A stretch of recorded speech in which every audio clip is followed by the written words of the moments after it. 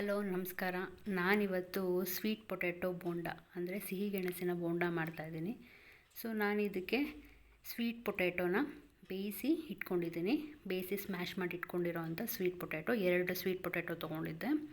ಅದಕ್ಕೆ 1 ಈರುಳ್ಳಿ ತೊಗೊಂಡಿದ್ದೀನಿ, 3 ಹಸಿಮೆಣ್ಸಿನ್ಕಾಯಿ ತೊಗೊಂಡಿದ್ದೀನಿ,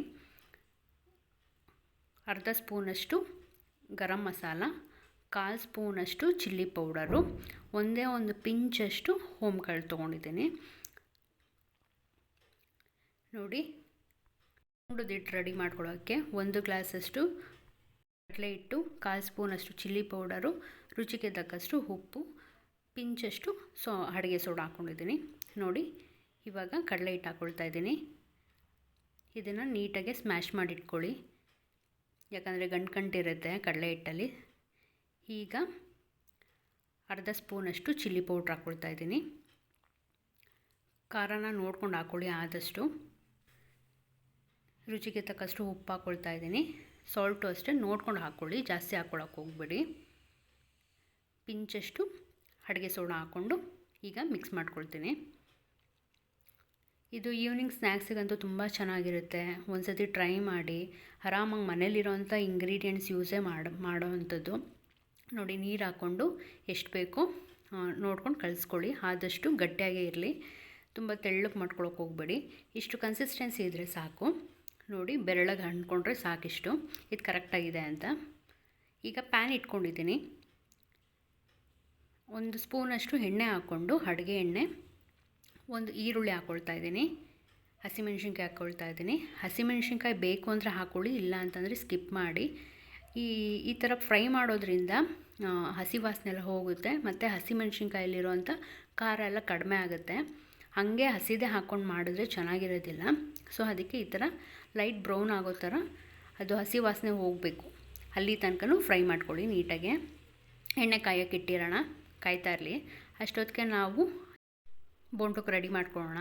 ನೋಡಿ, ಬೇಯಿಸಿರೋ ಅಂಥ ಸಿಹಿ ಗೆಣಸು ಹಾಕ್ಕೊಳ್ತಾ ಇದ್ದೀನಿ. ನೀವು ಇನ್ನೊಂದು ಸ್ವಲ್ಪ ಬೇಕು ಅಂತಂದರೆ, ಇಲ್ಲಿ ನಾನು 2 ಅಷ್ಟೇ ತೊಗೊಂಡಿರೋದು, ಇನ್ನೂ ಬೇಕು ಅಂತಂದರೆ ಹಾಕ್ಕೊಳ್ಳಿ. ಇವಾಗ ಫ್ರೈ ಮಾಡಿರೋಂಥ ಈರುಳ್ಳಿ ಮತ್ತು ಹಸಿಮೆಣ್ಸಿನ್ಕಾಯಿ ಹಾಕ್ಕೊಳ್ತಾ ಇದ್ದೀನಿ.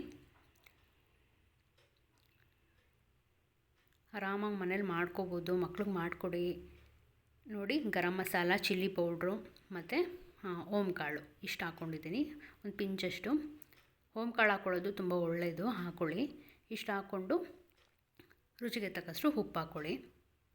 ಯಾಕಂತ ಅಂದರೆ ಅಲ್ಲಿ ಕಡಲೆ ಹಿಟ್ಟಿಗೂ ಹಾಕ್ಕೊಂಡಿದ್ದೀವಿ ನಾವು ಉಪ್ಪು, ಆದಷ್ಟು ನೋಡ್ಕೊಂಡು ಹಾಕ್ಕೊಳ್ಳಿ. ಹಾಕ್ಕೊಂಡು ನೀಟಾಗಿ ಮಿಕ್ಸ್ ಮಾಡ್ಕೊಳ್ಳಿ. ಈಗ ನಾನೊಂದು ಸೀಕ್ರೆಟ್ ಇಂಗ್ರೀಡಿಯೆಂಟು ಆ್ಯಡ್ ಮಾಡ್ತೀನಿ. ಸೊ ಅದೇನು ಅಂತ ಈಗ ತೋರಿಸ್ತೀನಿ. ನೋಡಿ, ಈ ಥರ ಉಂಡೆ ಕಟ್ಕೋಬೇಕು. ಅದೇನಿಲ್ಲ, ಚೀಸು, ಇದು ಸೀಕ್ರೆಟ್ ಇಂಗ್ರೀಡಿಯೆಂಟು. ಸೊ ನಾನು ಈಗ ಇದು ಒಳಗೆ ಸ್ಟಫಿಂಗ್ ಮಾಡ್ತಾಯಿದ್ದೀನಿ. ಇದು ಪ್ಯೂರ್ಲಿ ಆಪ್ಷನಲ್ಲು, ಮನೇಲಿದ್ದರೆ ಹಾಕ್ಕೊಳ್ಳಿ, ಇಲ್ಲ ಅಂತಂದರೆ ಪರವಾಗಿಲ್ಲ.